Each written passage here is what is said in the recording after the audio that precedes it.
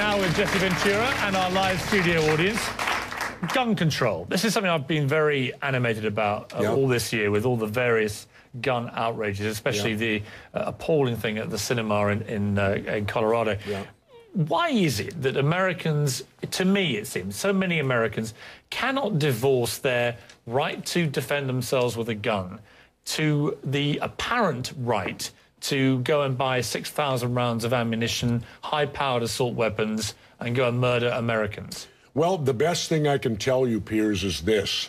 Mexico has strict gun control. You cannot own a gun in Mexico, and they had 20,000 people dead last year in the drug cartel wars. But Mexico has a very particular problem involving drugs. I can cite you Britain, average... Well, let me just throw it back at you. In Britain, for example, an average of 35 people a year are murdered with guns. In Germany, it's about 40 to 50.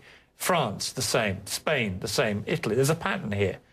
America, 11 to 12,000 a year. This country has more guns than anybody else and more gun murders. It's inarguable, isn't it?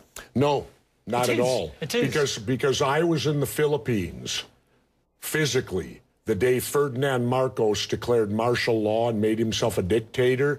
And the first thing that dictator did, he gave the people of the Philippines 2 weeks to turn in all their guns or it was the death penalty. Now, why would a dictator do that? Why would he make his #1 priority when he took over as dictator to disarm the public?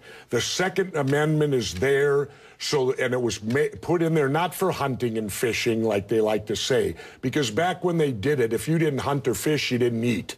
It was put in there so the citizens would have the ability, if their government became oppressive, they could defend themselves against oppressive government. And I think that overrules all the gun deaths, because let's remember something. A gun is simply a tool.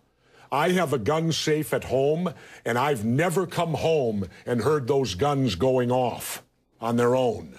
People kill people. All right, how many people here die because of car accidents of drunk driving? Do we go to the Ford Motor Company and tell them stop making these automobiles because people get drunk and kill people in cars? It's a facile argument.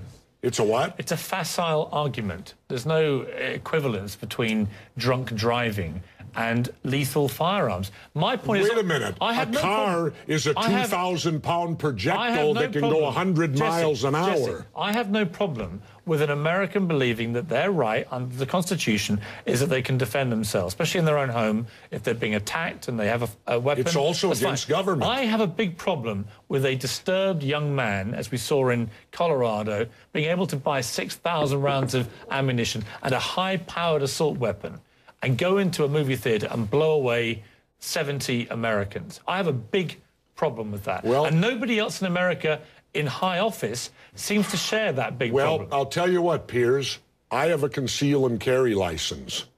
Had I been in there, I would have taken this guy out before he could have killed that many people.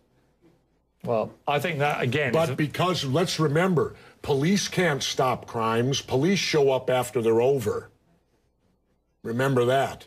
So when you talk about me not being able, if there would have been a legitimate conceal and carry in that theater, quite possibly they could have taken this guy out and saved people's lives. Or you could have had the gunfight at the OK Corral in there and lost even more lives, couldn't you? That's what could happen. Anyway, let's take a break. What roll of the dice would you like? You'd prefer to be unarmed? How many people here think I make crackpot points? Yeah? 1. How many think I make sensible points? You're in the minority, my good friend. You're the minority. I said you made some sensible points. Let's go to another audience question from Jared Grossman.